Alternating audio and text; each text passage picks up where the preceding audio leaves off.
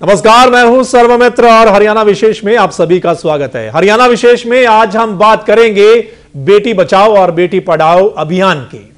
इस अभियान की शुरुआत हरियाणा के पानीपत से की जा रही है। इस समारोह के लिए हरियाणा को शायद इसलिए चुना गया क्योंकि हरियाणा में बेटियों की संख्या बेटों के मुकाबले काफी कम है। एक कार्यशाला भी लगाई जा रही है और जागरूकता यात्राएं भी निकाली जा रही हैं। लेकिन क्या इससे लोगों की सोच बदलेगी? जो लोग बेटियों को गर्भ में ही मार देते हैं या फिर लड़कों के मुकाबले बेटियों की पढ़ाई नहीं करवाई जाती। लंबे समय से इस पर कार्यक्रम होते आए हैं, चर्चा भी होती आई है, लेकिन आंकड़ों में सुधार नहीं हो रहा है। चर्चा इसी पर करेंगे कि लोगों की सोच बदलने के लिए इस तरह के कार्यक्रम से काम चल जाएगा या फिर और कुछ करना होगा।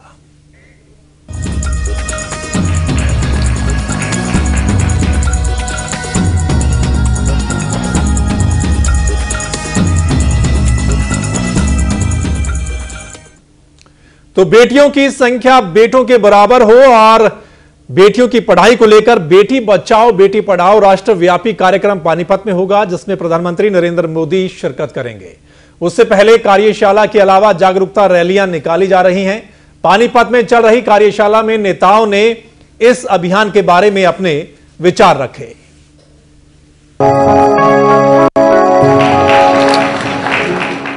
पानीपत से शुरू हो रहे बेटी बचाओ बेटी पढ़ाओ अभियान को सफल बनाने में केंद्रीय और राज्य की बीजेपी सरकार कोई कोर कसर नहीं छोड़ रही है।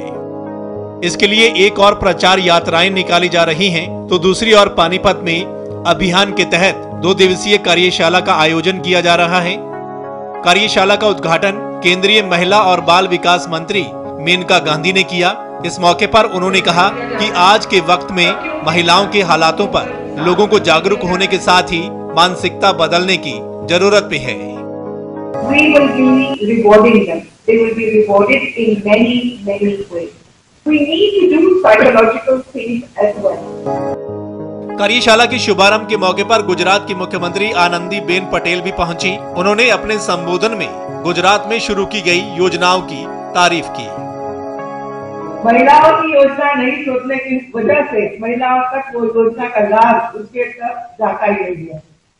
मैंने सोचा कि अलग से जेंडर बजट होना चाहिए, तो अलग से जेंडर बजट हम लोगों ने रखा और इसमें अलग अलग योजनाएं महिलाओं के लिए हम लोगों ने तय कर ली।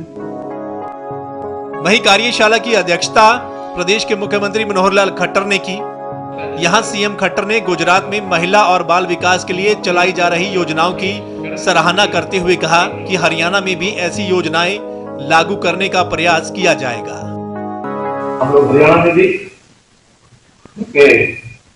As of our government is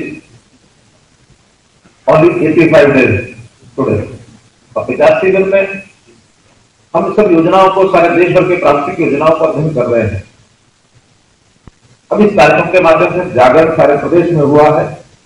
सारा प्रदेश उत्साहित है कि बहुत अच्छा विषय हरियाणा में हम लोगों ने लिया है, बड़ी सराहना हो रही है।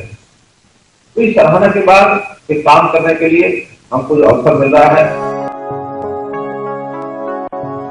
2 दिवसीय इस कार्यशाला के बाद 22 तारीख को राष्ट्रव्यापी कार्यक्रम किया जाएगा, जिसमें देश के प्रधानमंत्री नरेंद्र मोदी शिरकत करेंगे। कार्यक्रम में 11 राज्यों के महिला और बाल विकास मंत्री और देश के अलग अलग राज्यों से आए करीब 150 प्रतिनिधि हिस्सा ले रहे हैं। चिंता एक ही है कि बेटियों को बचाने के साथ साथ पढ़ाई में आगे कैसे लाया जाए। कोशिशें पहले भी की जाती रही हैं और नई सरकार भी कर रही है, लेकिन सोच कब बदलेगी ये सवाल जस का तस बना हुआ है। पानीपत से कुलवंत सिंह के साथ ब्यूरो रिपोर्ट, एवं तहलका, हरियाणा। चलिए अब आपको सुनाते हैं बच्चियों का क्या कुछ कहना है लिंगानुपात के बारे में और बेटियों को बेटों के बराबर मान सम्मान क्यों नहीं दिया जाता, वो आपको सुनाते हैं। दूसरा कि सोसाइटी में जो लोग हैं जागरूक कम है, उन्हें ये नहीं पता कि लड़कियां भी बहुत आगे स्कोप है। मेन तो से एजुकेशनल लेवल पे हम देखें तो यहाँ बैकवर्ड है, इसीलिए यहाँ पे मतलब हमारे यहाँ कम है। डेफिनेटली अवेयरनेस तो फैलानी ही होगी, क्योंकि लिटरेसी रेट अभी भी बहुत डाउन है। साक्षरता जैसे जैसे बढ़ेगी, लोगों के सोच बदलने का, सोचने का नजरिया भी बदलेगा, तो उससे डेफिनेटली संभावनाएं हैं कि काफी हद तक इस दिशा में अच्छे प्रयास होंगे। शुरू से ही बेटी और बेटे में भेद शुरू कर रखा है, उसको पराया धन मानते हैं और लड़के को अपना धन मानते हैं। मुख्य कारण तो ये हुआ। एक स्त्री जो है वो तो दो परिवारों को क्या, समाज को, अपने आसपास के माहौल को, सभी को परिवर्तित करने की अपने अंदर क्षमता रखती है। और अगर हम उसको पढ़ाएंगे तो हर तरीके का विकास वो करेगी, देश भी बचेगा, देश आगे बढ़ेगा। जो लड़का और लड़की में भेदभाव होता है वो सिर्फ लोगों का नजरिया होता है, ऐसा कुछ भी नहीं है। ना लड़कियां कभी कमजोर थी, ना है और ना कभी रहेंगी, ये सिर्फ सोचने का फर्क होता है। लड़के और लड़की को दोनों को बराबर अधिकार होने चाहिए। सबसे बड़ा कारण तो एक ही, लोगों की सोच।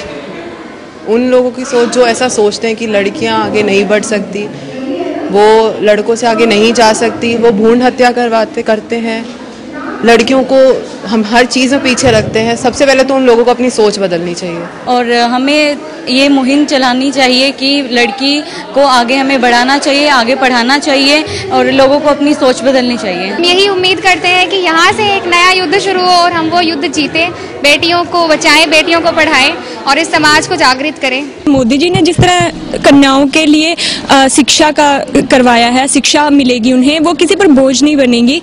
तो इस मुहिम से मेरे ख्याल से लड़कियों को बचाया जा सकता है, कन्या भ्रूण हत्या रोकी जा सकती है। तो आपने सुना बेटियों का क्या कुछ कहना है इस बारे में। बेटी बचाओ बेटी पढ़ाओ ये अभियान की शुरुआत की जा रही है केंद्र सरकार की ओर से, प्रदेश सरकार की ओर से, और पूरा जोर शोर से प्रचार भी किया जा रहा है, समारोह करवाया जा रहा है। हालांकि इसमें मीडिया, जो इलेक्ट्रॉनिक्स मीडिया है, उसमें ज्यादा प्रचार नहीं है इसका कि किस तरीके से आगे बढ़ा जाए। ज्यादा प्रचार मीडिया में, इलेक्ट्रॉनिक्स मीडिया में खासकर नहीं है। इस पर भी चर्चा करेंगे और क्या स्थिति है और यह स्थिति क्यों बनी हुई है कि बेटियों की संख्या कम है, या बेटियों को हम बेटों के बराबर क्यों नहीं मानते हैं, इसके पीछे वजह क्या है, इन सब बातों पर चर्चा करेंगे। और इस चर्चा में मेरे साथ जो मेहमान शामिल हैं, रण सिंह मान साहब हैं, मीडिया प्रभारी हैं कांग्रेस के। मेरे साथ सुनीता धारीवाल जी हैं, सामाजिक कार्यकर्ता हैं। मेरे साथ के एस तोमर साहब हैं, रिटायर्ड आईपीएस हैं। मेरे साथ सुनीता दुग्गल जी मौजूद हैं, रोहतक से बीजेपी के नेता हैं। और डॉक्टर सुरेंद्र धीमान जी कार्यकारी संपादक हैं एवं तहलका हरियाणा के। सबसे पहले सुनीता धारीवाल जी आपके पास आना चाहूंगा जी।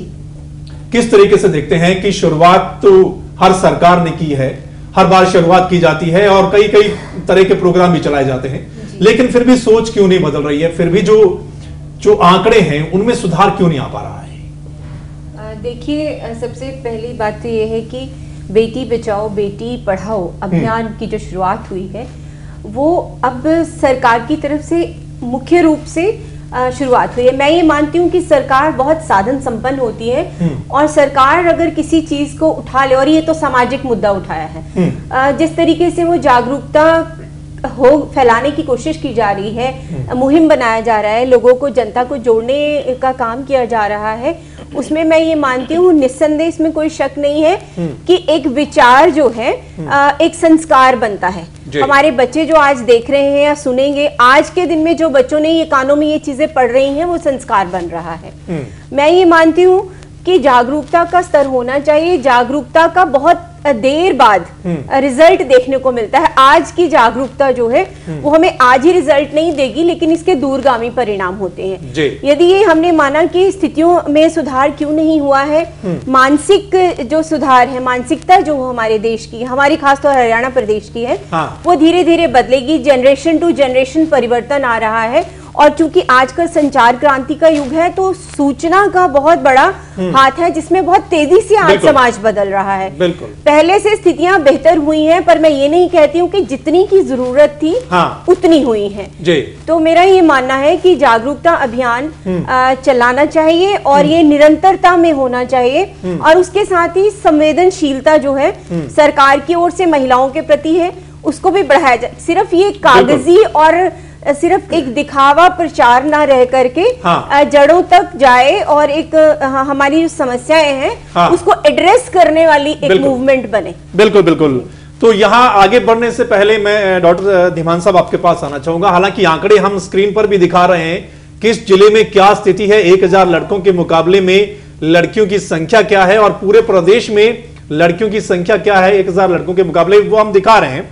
लेकिन धीमान साहब आपके पास आना चाहता हूं कि कोशिशें बहुत लंबे समय से हर सरकार अपने तरीके से प्रयास भी करती है कि कैसे लड़कियों को आगे बढ़ाया जाए। एक मंत्री भी होता है बाकायदा इस विभाग का, किस तरीके से सुधारा जाए, लेकिन फिर भी सोच नहीं बदल रही है। क्या लगता है कि प्रयास में कोई कमी रह जाती है, प्रचार में कोई कमी रह जाती है, या आगे किस तरीके से आगे देखते हैं इसको? देखो, इसको मैं 3 मुख्य बिंदु में फोकस करता हूं इस पूरी मामले को। एक तो ये चर्चा जो विस्तार से चल रही है कि क्या बेटियों को कन्या भ्रूण हत्या कर दी जाती है, उनको इस दुनिया में आने से पहले ही मार दिया जाता है, ये एक सामान्य तौर पर कहा जाता है। लेकिन मैं एक आंकड़ा अपने दर्शकों को 100 साल का आंकड़ा बताना चाहता हूँ, 110 साल का आंकड़ा बताना चाहता हूँ। मुझे नहीं पता इसका टेक्निकली या साइंटिफिकली कोई मेडिकली डॉक्टर को बता सकता है क्या कारण है इसका, कि एरिया के हिसाब से भी क्या जो बच्चा है, लड़की या लड़का, उसका जो पैदाइश है उसका प्राकृतिक भी कोई असर होता है या नहीं होता है। जैसे हमारे दक्षिण अगर भारत में चले जाएं, वहां पर लड़कियों का संख्या जो है वो अनुपात ज्यादा है जी। लेकिन अगर हम नॉर्थ की साइड में चले जाएं, जो पंजाब हरियाणा या इस साइड में जी, ये हमारा थोड़ा कम है जी। 1901 की जो पहली जनगणना हुई थी, उससे पहले के आंकड़े हमारे पास उपलब्ध नहीं है। 1901 के जो आंकड़े थे जनगणना के, उसमें जो हरियाणा उस वक्त तो नहीं बना था, 86 में बना था, लेकिन हरियाणा जो आज का हरियाणा है 86 में जो बना था, वो जिले उस वक्त जो पंजाब में शामिल थे, वो उन जिलों के अलग से आंकड़ा निकाला हुआ है। 1901 में भी 1000 पुरुषों के पीछे हमारे पास 867 महिलाएं थी जी। 10 साल के बाद 1911 में वो संख्या और घटी, उस वक्त 835 रहेगी 1000 के पीछे। 1921 और 1931 की जनगणना में भी 844 महिलाएं रही। 1941 में वो 869 होगी और 1951 में 871 हुई। 1961 की जनगणना में 868 और 1971 की जनगणना में 867 महिलाएं थी हरियाणा में। यहां पर 66 में हरियाणा बिल्कुल अपना अलग हो गया था। ठीक है। जब 1981 की जनगणना हुई तो हमारे पास 1000 पुरुषों के पीछे 870 महिलाएं थी जी। 1991 में और घट गई 5। ठीक है। 1991 की आबादी में आई 1000 के पीछे 865 और 2001 में वो और घटी 861 रहेगी। 2011 में ये बढ़ के 877 हुई और ये 100 साल में सबसे ज्यादा का आंकड़ा है। ठीक है। एक तो मुझे नहीं पता कि प्राकृतिक, क्योंकि हम अगर शुरू से मतलब अल्ट्रासाउंड की अगर हम बात करें, जो हमारा लिंग जांच है, ये तो हमारा 30 या 35 या 40 साल पुराना सिस्टम अगर हम कह सकते हैं जी जी। उससे पहले तो ऐसी बात नहीं थी। उससे पहले तो कोई इस प्रकार का गर्भ में बच्ची को नहीं मारा जाता था। तो लेकिन तब जन्म लेकर के मार दिया जाता था। नहीं, मुझे नहीं लगता वो ऐसा कोई कारण रहा होगा, ऐसा कोई कारण रहा होगा। पर फिर भी क्योंकि ऐसी कोई बात आपने उठाई है तो ऐसी कोई बात चर्चा करेंगे हम। हाँ बिल्कुल, क्योंकि ऐसा नहीं है। हाँ। दूसरा जो बिंदु जो हम अपनी स्क्रीन पे दिखा रहे हैं, हाँ।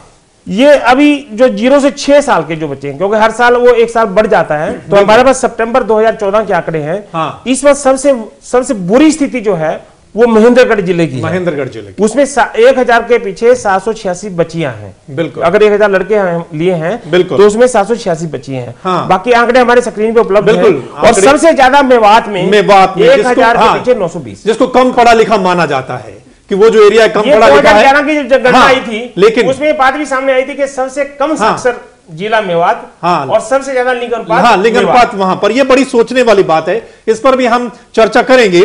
सुनीता दुग्गल जी हमारे साथ बनी हुई है, बीजेपी की नेता है, रोहतक से बनी हुई है। दुग्गल जी आपके पास आते हैं। जिस तरीके से आंकड़े बता दे, पिछले 100 साल के तकरीबन आंकड़े बता दिए धीमान साहब ने, वही अनुपात रहा है 800 से लेकर 950 तक, कभी 10-20 ज्यादा, कभी 10-20 कम। क्या मानते हैं कि हर सरकार कोशिश करती है, लेकिन आपकी सरकार भी बहुत अच्छे तरीके से इसका कोशिश कर रही है। क्या लगता है कि सोच बदल पाएंगे आप? जो पिछले 100 सालों में सोच नहीं बदली है या आंकड़े नहीं बदले हैं, वो आप किस तरीके से बदल पाएंगे? देखिए, मैं अभी सुनीता धारीवाल जी ने जो बात कही, मैं उससे बिल्कुल सहमत हूं कि विचार जो है वही हमारा संस्कार बनता है। अगर हम एक विचार जो है, एक अच्छा विचार चारों तरफ अगर समाज में फैलाएंगे ही नहीं, तो वो संस्कार कैसे बन पाएगा। आज अगर समाज को हम ये मानते हैं कि वहां पर कहीं कुछ गिरावट आई है हमारे नैतिक मूल्यों में, तो उसका कारण भी विचार ही है, जिसका हम उसका हम आरोप जो है वो मीडिया पर भी लगाते हैं भी, जैसे जो इलेक्ट्रॉनिक मीडिया है या नेट है उसका बहुत गलत जो है बच्चे आजकल उस चीज का यूटिलाइज करते हैं, तो इसकी वजह से नैतिक मूल्यों में गिरावट आई है। तो विचार जो है वही हमारा संस्कार बनता है। तो अगर हम ये विचारधारा ही नहीं लेकर आएंगे समाज में, तो अपने आप नहीं कुछ होने वाला। और इसकी सबसे बड़ी जिम्मेवारी जो है वो सरकार के पास होती है, क्योंकि सरकार साधन संपन्न होती है। और आज का जो मैंने भी अटेंड किया पानीपत में वो प्रोग्राम, तो वो एक इस संदर्भ में और भी वो अच्छा उसको हम कह सकते हैं कि उसमें पूरे के पूरे हमारे देश से जो है वो जितने भी हमारी मिनिस्टर्स हैं वो आए हुए थे, जो महिला और चाइल्ड वेलफेयर के जो मिनिस्टर्स हैं सभी वो आए हुए थे, मुख्यमंत्री आए हुए थे, हमारी मेनका जी आए हुए थे।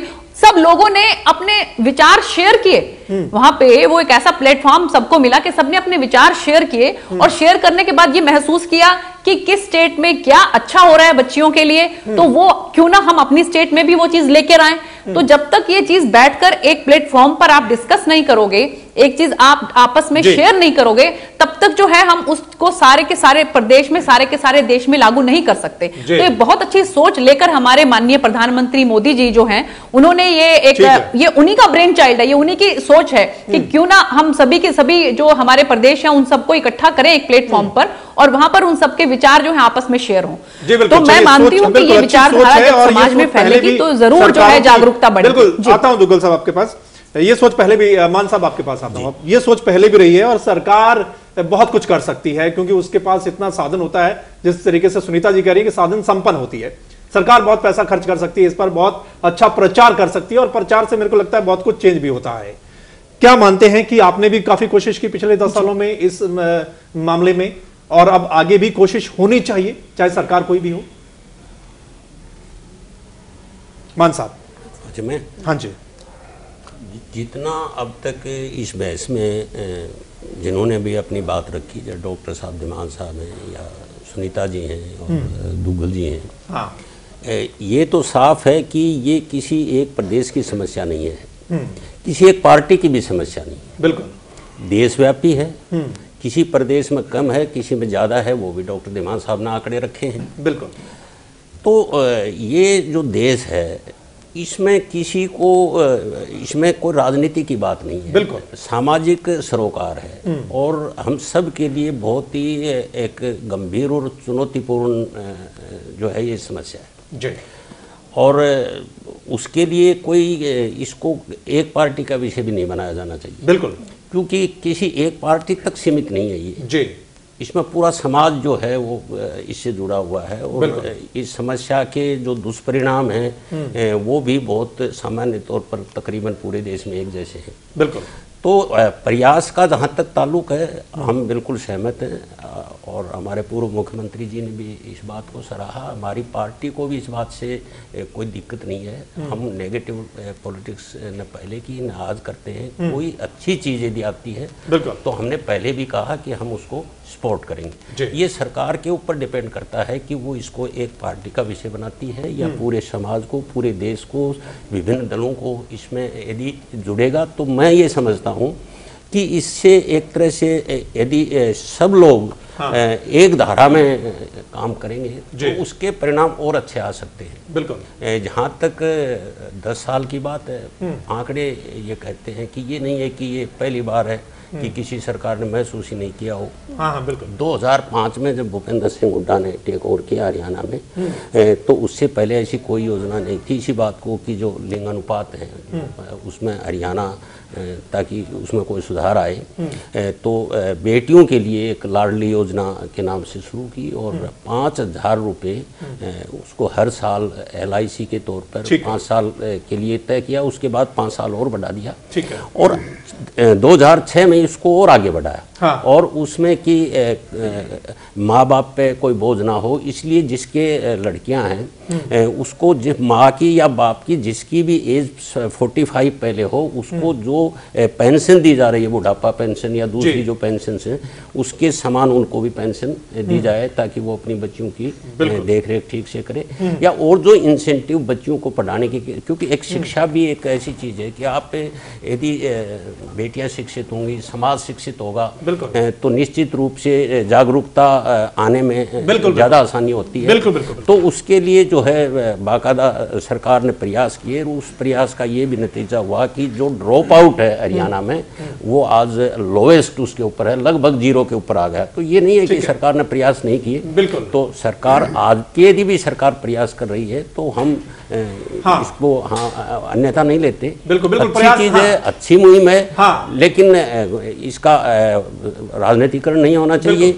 और विभिन्न, क्योंकि आज भी पूरे देश में, आधे देश में दूसरे दलों का शासन है और एक पार्टी का विषय नहीं है, एक प्रदेश का विषय नहीं है, पूरे देश का है। तो यदि पूरा देश एक साथ चलेगा तो उसके अच्छे परिणाम सामने आएंगे। और सभी को प्रयास करने की जरूरत है। यहाँ पर समाज के जितने भी अंग हैं सभी को जरूरत है। यहाँ पर तोमर साहब आपके पास आते हैं, आप किस तरीके से देखते हैं धीमान साहब ने जो आंकड़े दिए हमें कि कुछ ये साइंटिफिक कह लो या कुछ भी कह लीजिए कि एक क्षेत्र से हिसाब से भी लड़कियों की संख्या यहाँ पर दिखाई देती है कि दक्षिण में ज्यादा है, हमारे नॉर्थ में बहुत कम लड़कियां हैं, चाहे पंजाब हरियाणा की बात कर लें।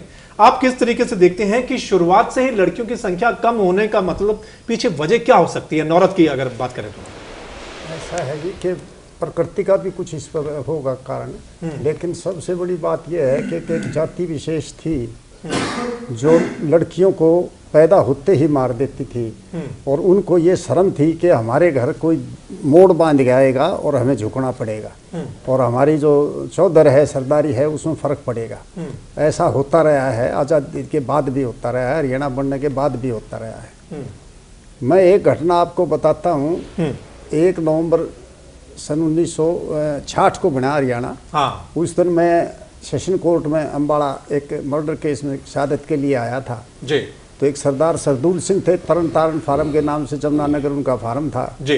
वो कहने लगे भाई तोमर बड़ा खुश हो रहा है, क्या बात है? मगा भाई तुम्हारे से पीछा छूट गया, अब सारा पैसा हमारी तरक्की पे लगेगा। कहने लगा भाई ये जाट कौम के लिए इंग्लैंड भी बन जाए, ये तरक्की नहीं कर सकती। अच्छा। मैंने कहा क्यों भाई?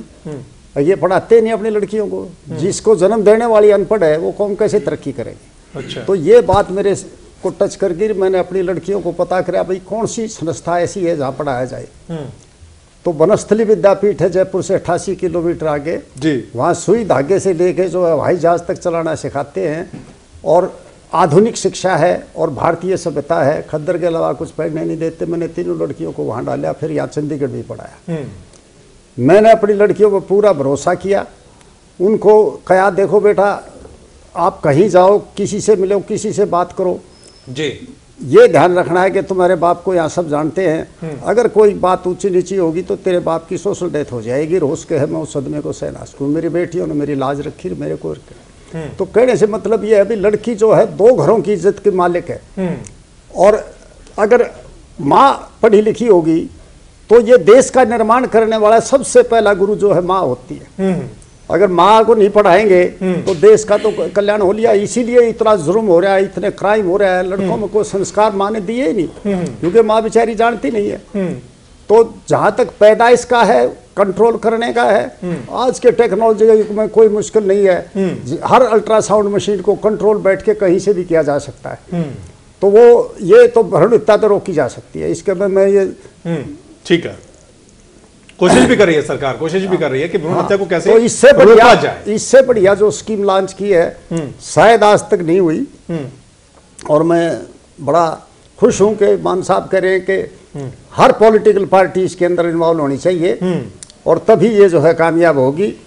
और भ्रूण हत्या ही नहीं है, इससे सब पढ़ाने वाला जो बात साथ में लगाई गई है ना, इनकी शिक्षा जरूर देनी चाहिए बच्चियों को, क्योंकि उससे 2 घर ही नहीं पूरे समाज का, पूरे देश का कल्याण होता है। बिल्कुल बिल्कुल, यहाँ पर पूरे देश का कल्याण होता है, पूरे समाज का कल्याण होता है। एक पढ़ी लिखी लड़की दूसरे घर में जाती है दो परिवारों का यहाँ पर होता है। धारीवाल मैम आपके पास आते हैं, जिस तरीके से लाज की बात हुई है जी, इज्जत की बात हुई है, क्या ये भी एक वजह है कि लड़कियों की संख्या कम है? कुछ परिवार ऐसा सोचते हैं, कुछ माँ बाप ऐसा सोचते हैं कि लाज को लेकर, इज्जत को लेकर शायद वो लड़की पैदा नहीं करना चाहते। देखिए, मैं ये जानती हूँ जैसी हमारी सामाजिक व्यवस्था है उसमें लड़की की जान की कीमत से कहीं ज्यादा कीमती उसकी लाज है। ये हमारे समाज का व्यवहार है जिसमें लाज इतना बड़ा इश्यू बना दिया गया है कि जिंदगी चली जाए उसका अफसोस नहीं होगा, हाँ। लाज चली जाए उसका इतना ज्यादा अफसोस होगा। जैसे अभी हमारे अंकल बोल रहे थे कि सोशल डेथ, तो एक बाप की सोशल डेथ के अलावा ये पूरे समाज की, जाति की, बिरादरी की, देश की भी सोशल डेथ जो है वो कंसिडर की जाती है। और जहाँ तक बेटियों का सवाल है, आज भी आधी से ज्यादा तो कहीं बाहर जाएंगी लड़कियां, कहीं हमारी इज्जत खराब ना हो जाए, पढ़ने जाएंगी तो कहीं इज्जत खराब ना हो जाए, लड़की कोई गलत कदम ना उठा ले, ऐसे भय के कारण भी माँ बाप जो है वो बच्चियों को पढ़ने नहीं देते हैं, पढ़ने आगे नहीं भेजते हैं। एक चीज और मैं जोड़ना चाहती हूँ कि बेटा और बेटी जो है वो लायबिलिटी है, हाँ। बेटा असेट है समाज के अंदर। अगर माँ बाप आज कितना भी पढ़े लिखे हों, जितना भी कहें हम बेटियों को बराबर मानते हैं, मेरा प्रश्न ये है, यदि एक माँ बाप के पास सिर्फ 1 लाख रुपए हैं, हाँ। और बेटी ने भी 99% नंबर लिए हैं और बेटे ने भी लिए हैं, यदि निवेश करना हो तो वो किसकी पढ़ाई पर करेंगे? वो डेफिनेटली किसी से भी पूछ लो, मैंने 20 से पूछा कि डेफिनेटली वो बेटे की पढ़ाई पर करेंगे, कि वो निवेश उनके अपने निवेश में है। तो बेटियां जो है, शिक्षा पर जो निवेश है वो हमारी बेटियों के लिए कोई बजटिंग, हमारी फैमिली बजटिंग में भी नहीं है। बच्चियां पढ़ जा रही हैं तो कहीं स्कॉलरशिप लेकर पढ़ जा रही हैं, हाँ। कहीं वो प्राइवेट कैंडिडेट लेकर पढ़ जा रही हैं, कहते पढ़ाए जाते हैं बेटे और पढ़ जाती हैं बेटियां। चढ़ाए पर्वतों पर कहते चढ़ाए जाते हैं बेटे लेकिन चढ़ जाती हैं बेटियां। तो बेटियां पीछे पीछे होकर के इतना मैं इस मंच के माध्यम से सारी बेटियों को भी एड्रेस करना चाहती हूँ कि किसी भी बेटी की, किसी भी औरत की अगर इच्छा है, यदि आपकी इच्छा में जिद अगर नहीं है तो आप कभी कामयाब नहीं होंगे। ठीक है, आपकी इच्छा में जिद शामिल हो जाएगी तो आप कुछ कर पाएंगे। बिल्कुल। तो यहां पर बात जो सामने निकल कर आई है वो यही, तोमर साहब मैं आपके पास आऊंगा कि जो पढ़े लिखे माँ बाप हैं वो भी बच्चियों को थोड़ा सा पीछे रखते हैं पढ़ाई के मामले में। यहां पर दोनों इशू है हमारे पास कि बच्चियों को बचाना भी है और उनको पढ़ाना भी है, जो एक अभियान भी चलाया गया है। इस पर चर्चा आगे भी करेंगे, लेकिन यहां वक्त तो चला एक छोटे से ब्रेक का, जल्द वापस लौटते हैं।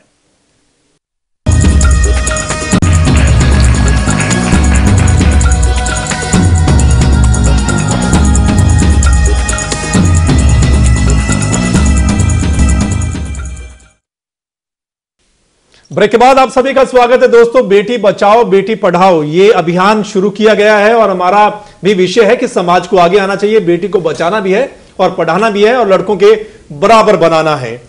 सुनीता दुग्गल जी आपके पास आता हूं। सुनीता जी, आप वहां पर मौजूद भी रही आज कार्यशाला में। सरकार प्रयास कर रही है और हर सरकार ने प्रयास किया भी है, लेकिन आप किस तरीके से देखते हैं कि ये प्रचार करने से और किस तरीके का प्रचार करने से ये मानसिकता बदल सकती है, लोगों की सोच बदल सकती है, या और इसके लिए क्या कुछ करना चाहिए सरकार के अलावा? और जो वर्ग हैं कौन कौन से आगे आने चाहिए, किस तरीके से हम इसको और अच्छा बना सकते हैं? देखिए, सबसे पहले तो मैं एक बार जो धारीवाल जी और हमारे तोमर जी ने जो बात कही थी, चर्चा उसको थोड़ा सा आगे बढ़ाना चाहूंगी कि तोमर साहब ने भी यही कहा कि अपनी बेटियों को कि आप हमारी लाज रखना, और धारीवाल मैडम ने भी यही कहा कि हम इसी चीज को कंसीडर ज्यादा करते हैं कि बेटियां जो हैं वो लाज बचाएं, वो ज्यादा इंपॉर्टेंट है बजाय कि उनकी वो मार दिया जाए उसके। हाँ। तो इसलिए थोड़ी सी हमें इस चीज में ये देखने की जरूरत है कि क्यों ना हम लड़कों के लिए भी कुछ इस तरह का रखें कि अगर वो किसी लड़की को छेड़ते हैं या कुछ कहते हैं तो उनको हिकारत की दृष्टि से देखें हम। तो जब तक कि इस तरह की सोच हमारे, और माँ बाप जो है वो भी लड़कों के इस तरह की वैल्यूज दें कि जैसा तुम अपनी बहन के साथ बर्ताव करते हो ऐसा ही बाहर निकलते ही जो लड़कियां हैं वो कोई सामान नहीं हो जाती, वो कोई माल नहीं हो जाती, वो भी बाहर बहन है, बेटी है, उनको उसी नजरिए से देखा जाए। तो जब तक लड़के अपनी सोच इस तरह की नहीं बदलेंगे और जब तक जो लड़का अगर किसी लड़की को कुछ कहता है तो उसको हिकारत की दृष्टि से सबके सब नहीं देखेंगे, तब तक बहुत मुश्किल है समाज को चेंज होना। और एक मैं आपको बात बताती हूँ कि हमारे प्रधानमंत्री माननीय नरेंद्र मोदी जी ने शायद पहली बार लाल किले की प्राचीर से ये बात कही थी कि कितने माँ बाप अपने बेटों से ये पूछते हैं कि तुम कहाँ गए थे, किसके साथ गए थे। तो जब तक ये इस तरह की सोच हमारी नहीं बदलेगी तब तक जो है थोड़ा मुश्किल है इस काम को। लेकिन फिर भी मैं आपको बता रही हूँ कि हमारी जो है सरकार वो लगी हुई है इस काम के लिए, जागरूकता अभियान में। और उन्होंने आज भी जो है यही था सबसे इंपॉर्टेंट कि हमारी जो मेनका गांधी जी थी उन्होंने अपना खुद का एक्सपीरियंस शेयर किया कि कैसे जब वो पैदा हुई तो उनकी दादी उन्होंने थोड़ा मुंह बनाया, लेकिन जब उनकी दूसरी बहन पैदा हुई तो बहुत बड़ा मुंह बना लिया, और उसके बाद फिर उनका भाई पैदा हुआ। और आज वो बता रही थी कि किस तरह से वो और उनकी बहन जो है वो अपने माँ बाप का नाम रोशन कर रही है। हालांकि उन्होंने ये नहीं कहा कि भाई नाम रोशन नहीं कर रहा, लेकिन थोड़ा उनकी बातों से लग रहा था कि कंपैरेटिवली आज भाई शायद उस पोजीशन पे नहीं है जिस पोजीशन पे वो खुद है या कि उनकी बहन है जी। तो ये चीज है, जब तक हम ये चीजें आपस में शेयर नहीं करेंगे, डिस्कस नहीं करेंगे आपस में। और मैं आपने जो मेरे से क्वेश्चन पूछा था, अब मैं उसका रिप्लाई करती हूँ कि इसमें सबसे ज्यादा जरूरी है कि हम जो कॉलेज लेवल +2 के बच्चे हैं और कॉलेज के जो फर्स्ट ईयर के, सेकंड ईयर, फाइनल ईयर के जो बच्चे हैं, ग्रेजुएशन लेवल के जो बच्चे हैं ना, उनके अंदर बहुत जरूरी है हमारे नैतिक मूल्यों को बरकरार रखना और उनको बताना, उनको समझाना। एक छोटा सा एग्जांपल मैं आपको देती हूँ कि मुझे एक किसी पार्टी में दिल्ली में जाने का मौका मिला, तो वहां पर 2 फर्स्ट ईयर के, एक फर्स्ट ईयर और एक +2 का बच्चा आया हुआ था। तो सभी लोग अपनी पार्टी में व्यस्त थे, मैं उन दोनों बच्चों के पास बैठी और मैंने उनको कहा कि बेटा ये बड़ों की पार्टी है, आप यहाँ पर क्या कर रहे हो? कहते हैं आंटी हम भी थोड़ा देखने आए हैं कि भी क्या रौनक है, क्या माहौल है। तो जब मैंने उनको कहा कि बेटा तुम को लगता है कि तुम्हारी इतनी एज है कि तुम इस तरह के यहाँ पे इतने बड़े फंक्शंस में तुम आओ? कहते कि नहीं हम सिर्फ देखने के लिए आए हैं। तो मैंने कहा कि तुम्हारे पिताजी क्या करते हैं, तो तुम क्या बनना चाहते हो? जब इस तरह की बातें उनसे की तो उन्होंने कहा कि आंटी आपको ऑनेस्टली अगर हम बताएं तो हमको कोई ये बताने वाला ही नहीं है, हमारी भी जो है आत्मा हमारी भी ये कहती है कि हम अपने मूल्यों की तरफ जाएं, हम विशुद्ध भारतीय हैं, लेकिन कोई हमारे को ये बताने वाला नहीं है, कोई समझाने वाला नहीं है। आज बच्चों के पास रोल मॉडल्स की इतनी कमी है, उसकी वजह से इनका रोल मॉडल कौन है? उनके रोल मॉडल की कमी है। और रोल मॉडल कौन बनेगा? रोल मॉडल सरकार बनेगी, नेता बनेंगे या फिर समाज के लोग बनेंगे? तोमर साहब आप कुछ कहना चाहते हैं? मेरी इस बात का पैनलिस्ट ने बिल्कुल गलत जो है वो अर्थ निकाला है कि मेरे उस बात को नहीं पकड़ा कि मैंने पूरी स्वतंत्रता दी, अपने बच्चों पे पूरा भरोसा किया, कोई उन पर पाबंदी नहीं लगाई। और उन्होंने औरत के पास उसकी लाज और शर्म सबसे बड़ा जेवर है, अगर वही उसके पास नहीं रहेगी तो ना समाज बचेगा ना देश बचेगा। इसलिए ये कहना बराबर के लाओ और ये करो हो ही नहीं सकता जब तक लड़की के पास लाज और शर्म नहीं होगी। इसीलिए उसकी इज्जत है, इसीलिए उसको लक्ष्मी कहा गया है। जिस घर में औरत की इज्जत नहीं है उस घर में लक्ष्मी का वास नहीं होता, वो घर तबाह हो जाता है, वो देश तबाह हो जाता है। तो औरत की इज्जत करना सीखेंगे तो औरत को मारेंगे कैसे? कौन मारेगा? कोई नहीं मारेगा। तो सबसे बड़ी चीज ये है कि भाई ये सिखाओ कि भाई औरत की इज्जत करो, और बच्ची हो तो उसको पूर्ण शिक्षा दो और संस्कार डालो। माँ डालेगी बच्चों में तब ये हिंसा बचेगी, तब ये जुल्म बचेगा। वो पढ़ी लिखी लड़की ही कर सकती है। ये अभियान चलेंगे, इससे मैं ये समझता हूं कि जो संस्कार है वो माँ बाप ही डाल सकते हैं, टीचर डाल सकता है। एक सब्जेक्ट होना चाहिए मॉरल का, एक नेशनलिज्म का, हुबले वतनी का, वतन परस्ती का बच्चों को सिखाया जाए। नहीं तो ये रोज ऐसे बसे।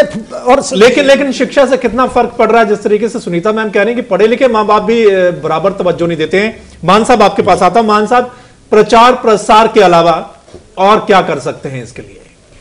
देखिए, एक तो वैचारिक स्तर पे जब बहस हो रही है तो उसके ऊपर भी ध्यान दिया जाना चाहिए। आपकी यदि शिक्षा है और जो वातावरण है वो एक आपको साइंटिफिक अप्रोच पैदा करता है, सोच पैदा करता है, तो ऐसी चीज़ें हैं उस को आदमी तवज्जो नहीं देगा। वो बेटी को भी उतना ही अधिमान देगा जितना बेटे को देता है। लेकिन आप यदि विरोधाभासी, यानी आप वैसे तो उपदेशक हैं और वैचारिक स्तर पे आप दकियानुसी विचार रखते हैं, अपने घर में उन विचारों के साथ रह रहे हो, तो उसका कोई अर्थ नहीं निकलता है जी। तो और ये बहुत सामान्य है हमारे जो और समय के साथ समाज की सोच में भी अंतर आता है। ठीक है, एक ऐसा भी समय आया जब ये धारणा बनी कि यदि परिवार का वारिस है तो लड़का होना चाहिए, क्योंकि समाज शुरुआती दौर में एक ताकत के बल पर, बाहुबल के आधार के ऊपर टिका हुआ था और एक कुदरती तौर पे एक महिला के लिए शारीरिक तौर पे उसको उसमें सक्षम नहीं माना जाता था। तो उसको अधिमान था। लेकिन आज जमाना बदल गया, आज वैज्ञानिक युग है, आज तकनीक है और उसमें दिमाग बाहुबल मैटर नहीं करता है, दिमाग काम करता है, दिमाग की वैल्यू है। तो आप उसमें एक वो मेलजोल होना चाहिए उसको। वो यदि होगी तो समाज में भी और घर में भी ये चीजें उनसे आदमी उसके प्रभाव में नहीं आएगा। जो बच्चे शिक्षित होकर के वो भी कभी माँ बाप बनेंगे तो उनमें भी नहीं आएगा।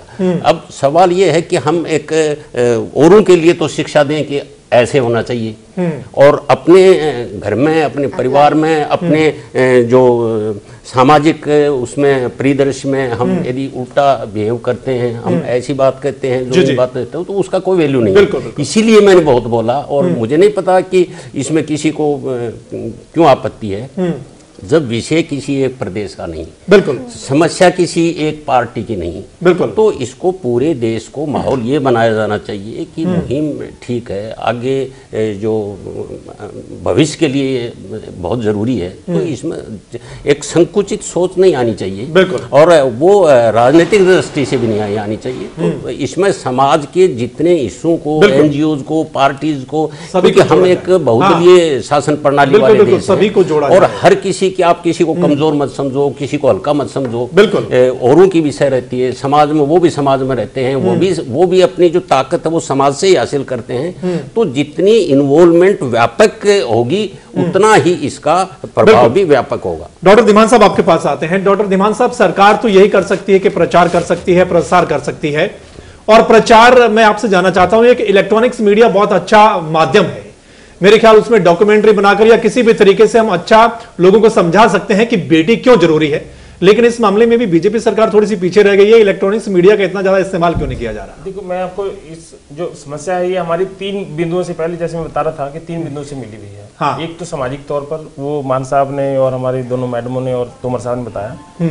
एक सरकारी तौर पर कानून बनाया जाना, कानून बन चुका है, BNTT एक्ट बन चुका है, उसके तहत इतनी सख्त सजा का और प्रावधान कर दिया गया है, छापे मारे जा रहे हैं। और पिछले अगर मैं देखूं 2003 से पहले हमारे हरियाणा में 2001 शायद या 2002 में पहला छापा पलवल में PNDT एक्ट के तहत पड़ा था जी, और उस डॉक्टर को सजा हुई। और आज की डेट में हमारे पास जो प्रदेश में इस वक्त पूरे प्रदेश में PNDT एक्ट के तहत 102 मामले दर्ज हुए हैं जी, जिनके छापे पड़े हैं, पकड़े गए हैं। 102 मामलों में 54 लोगों को सजा हुई है, जिसमें 33 डॉक्टर हैं, बाकी और उनके साथ वाले जो लोग हैं वो होते हैं, जिनमें 52 केसेस हाई कोर्ट में हैं। ये सिर्फ एक आंकड़ा इसलिए बताया कि बहुत सख्ताई से, चाहे वो पिछली सरकार थी, चाहे उससे पिछली सरकार थी और चाहे वर्तमान सरकार है, एक तो कानूनी दृष्टि से ये लागू करना और इसका मुझे लगता है बहुत काफी हद तक असर पड़ा है।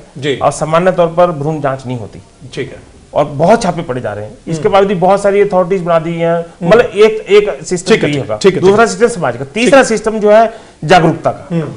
आज अगर प्रधानमंत्री परसों आ रहे हैं, आज केंद्रीय मंत्री और हमारे मुख्यमंत्री हरियाणा के और कई राज्यों के मुख्यमंत्री या महिला विकास मंत्री आ रही हैं, वहां पर जहां पर मैडम सुनीता दुग्गल जिस समारोह स्थल पे थी, उस कार्यक्रम को कितने लोगों ने सुना? जो वहां पर थी या थे, उन लोगों ने सुना। वो कितना प्रचार कर सकते हैं? अगर उसी कार्यक्रम को जो हमारे रीजनल क्षेत्रीय चैनल हैं, जैसे जिसमें हम भी शामिल हैं, इवन का भी शामिल है, अगर उस सारे समारोह का लाइव टेलीकास्ट कराते, 3 दिन लगातार ये कार्यक्रम होना, 2 दिन की वर्कशॉप है, 1 दिन का प्रधानमंत्री का कार्यक्रम है, वो 3 दिन का सभी रीजनल चैनलों पे कार्यक्रम लाइव करवाते, तो उसका ज्यादा असर पड़ता। लोग बसरते उसके अंदर समारोह स्थल के अंदर बैठे हुए 200, 300 या 400, 500 लोगों के बीच में एक बिंदु है, इतने बड़े बड़े विज्ञापन अखबारों में दिए गए कि ये कार्यक्रम होने वाला है, ये लोग आएंगे, उन मंत्रियों की फोटो छप गई। जो वहां पर डिलीवर हुआ है, जिसमें मेनका गांधी जी ने जो अपने विचार व्यक्त किए हैं, अगर वो हरियाणा के साथ साथ पूरे देश के लोग सुनते, कम से कम हरियाणा के लोग सुनते, तो उन 12 जिलों में जिनमें लिंग अनुपात कम है, जिनके लिए प्रोग्राम पूरे 100 जिलों के साथ साथ जो जिसमें 12 जिले शामिल हैं, उसका ज्यादा असर पड़ता है। बिल्कुल। लेकिन बीजेपी की नई सरकार शायद यहाँ पर चूक गई है और इलेक्ट्रॉनिक मीडिया को शायद भूल गई है। ये उनको पता नहीं कि इलेक्ट्रॉनिक मीडिया का कितना असर है। जब चुनाव के दिनों में देखा होगा आपने, ज्यादा असर इलेक्ट्रॉनिक मीडिया का असर, उसकी तरफ सबका ध्यान आकृष्ट हो जाता है। बिल्कुल। इतने बड़े समारोह को आप सामाजिक समस्या को खत्म करना चाहते हैं, उसकी तरफ आपका इलेक्ट्रॉनिक मीडिया की तरफ ध्यान ही नहीं रहा। तो ये कहीं चूक है, गैर अनुभवहीनता है, या मुख्यमंत्री के साथ जो इसको जो संभाल रहे हैं लोग, उनको कहीं मुझे लगता पता ही नहीं है कि इलेक्ट्रॉनिक मीडिया क्या चीज है। तो एक तो इस जागरूकता का असर ये होना चाहिए, जब जागरूकता का ही असर है कि 1900 जब हम 66 में हरियाणा अलग बना था, उस वक्त की हमारी साक्षरता दर थी 19.32 और आज हमारी साक्षरता दर है 76.76%। बिल्कुल बिल्कुल। और जिसमें 80% के आसपास मेल है, पुरुष हैं, और महिलाएं हमारी 65% के आसपास। तो दूसरा जो सुनीता दुग्गल जी ने और सुनीता धारीवाल जी ने एक इशू हमारे तोमर साहब ने उठाया शिक्षा का। आज अगर आप देखिए, हमारे जो लड़कियों के लिए अलग से कॉलेज और स्कूल की मांग की जाती है। क्यों? बिल्कुल। हालांकि सह शिक्षा है जिसमें लड़के और लड़कियां पढ़ते हैं। जैसे ही किसी गांव में जो आसपास का स्कूल 10वीं का या 10वीं का है, तो 12वीं तक पढ़ने के लिए बच्चियों को पढ़ने के लिए 100 बार उसके बच्चे माँ बाप सोचते हैं। और वो कितना प्रतिशत ड्रॉप आउट है 10वीं से 12वीं में। बिल्कुल। 12वीं क्लास करते ही कॉलेज क्योंकि बाहर है, वहां तक भेजने में कहीं ना कहीं दिक्कत माँ बाप सोचते हैं। जैसे तोमर साहब ने भी कहा, मैंने अपनी तीनों बेटियों को भेजा तो उसके साथ ध्यान रखना सबका समाज का। ये एक हमारी जो पढ़ाने वाली जो स्थिति है, यहाँ पर हम थोड़ा सा चूक रहे हैं। और जो दूसरी है बच्चियों को बचाने वाली, वो कारण मुझे नहीं लगता एक दिन कहीं ना कहीं हम अचीव कर रहे हैं। पिछले 5 साल का मेरे पास आंकड़ा है, जो 0 से 6 साल का केवल मात्र। बिल्कुल। वो कितना उसमें भी सुधार हो रहा है। 2010 में हमारे 0 से 6 साल के बच्चे थे, वो 1000 के पीछे लड़कों के पीछे 838 लड़कियां थी, बच्चियां थी।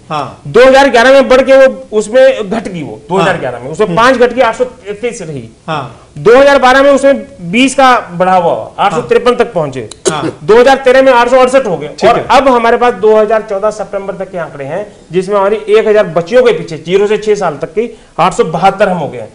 इसका असर पड़ रहा है, जागरूकता का असर पड़ रहा है, सरकार के कार्यक्रमों का भी असर पड़ रहा है। बिल्कुल। लेकिन प्रचार प्रसार का ध्यान सरकार को देना हो। बिल्कुल। चलिए तोमर साहब आपके पास आता हूं। जिस तरीके से आप पढ़ाने की बात करते हैं, बच्चों को पढ़ाने की, कि जिस तरीके से धीमान साहब बता रहे हैं कि बच्चियों को कॉलेज भेजना है तो 100 तरह की परेशानियां माँ बाप सोचते हैं कि बस में जाएगी, कितनी बस में भीड़ होगी, किस तरीके की परेशानी, और छेड़छाड़ के मामले जो सामने आते हैं। क्या एक वजह अपराध भी है, छेड़छाड़ भी है, कि इनसिक्योरिटी रहती है माँ बाप को कि बच्चियों को कैसे आगे पढ़ाया जाए? 100% रहती है, इनसिक्योरिटी है, और इसका कोई प्रबंध नहीं है, ना कोई सरकार कर सकती है, ना इतनी किसी के पास फोर्स है कि हर बस स्टैंड पर, हर बस में, हर रिक्शा में, हर 3 व्हीलर में वो कर दिया जाए। जब तक के मानसिकता नहीं बदलेगी, हमारी सोच नहीं बदलेगी, इतने तक इसकी प्रोटेक्शन का कोई व्यवस्था नहीं हो सकती है। मैं जो बात कह रहा था कि भाई हम समाज की व्यवस्था से आंख बंद नहीं कर सकते।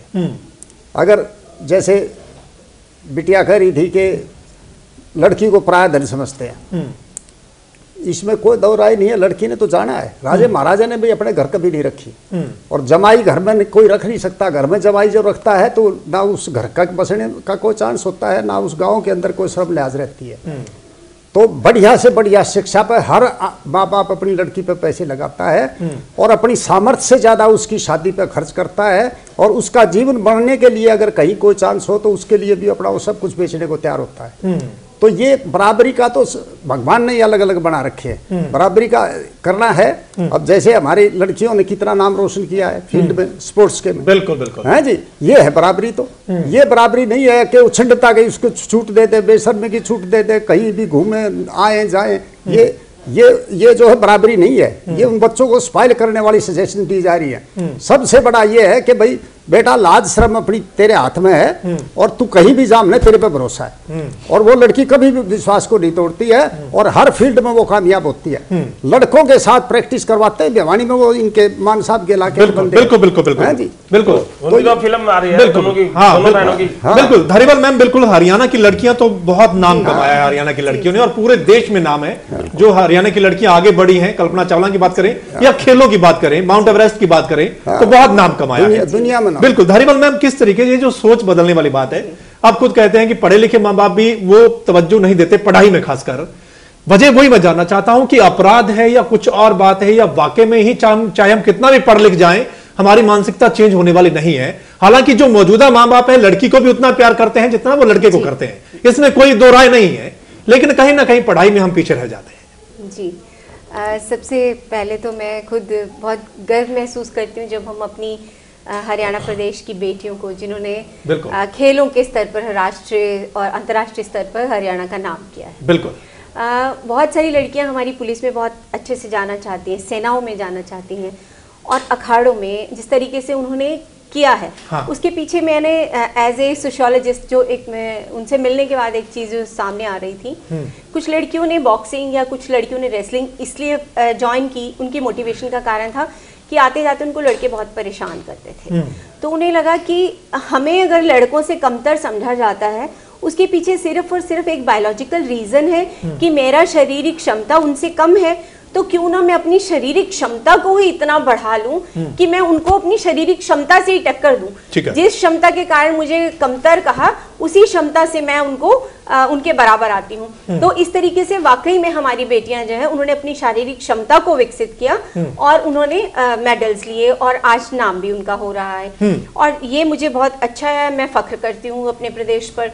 दूसरी बात आपने कही कि बच्चियों की शिक्षा की बात है, ठीक है। मैं अभी भी गांव में जाती हूँ, बहुत सारे जो गांव में मैं एक गांव में हमारे बहुत ही जानने वाले हैं, गढ़ी छोटा सा गांव है कैथल जिले में, उनकी 4 बेटियां हैं, रामासरा नाम है उनका, और वो अपनी बेटियों को पढ़ाना चाहते हैं, बाहर भी भेजना चाहते हैं, MBA कराना चाहते हैं, लेकिन वो गाँव के ही दबाव में कि लड़कियां बाहर जाएंगी तो वो सोचेंगे कि ये किसी न किसी से बात करेंगी, इधर उधर दिखाई देंगी, बसों में जाएंगी तो सुरक्षित नहीं रहेंगी, तो गाँव में थोड़ा नाम खराब होता है। तो वो बच्चियां भी मुझसे शेयर करती हैं कि मैडम हम पढ़ना चाहते हैं।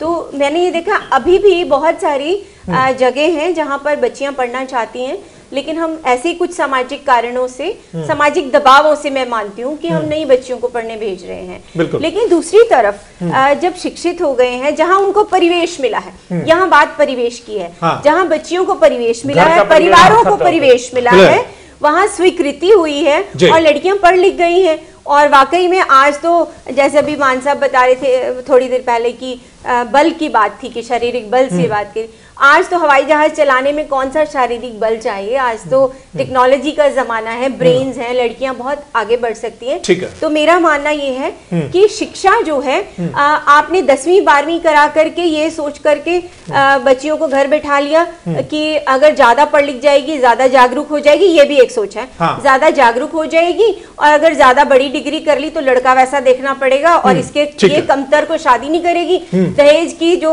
संख्या है वो उतनी बड़ी हो जाएगी देने का, और हमारा इतना सामर्थ्य नहीं है, इससे बेटर है कि कल को ये कलेश हो, आज छोरी न पढ़ान दे। चलिए सुनीता दुग्गल मैम आपके पास आता हूं, मेरे 2 सवाल हैं आपसे।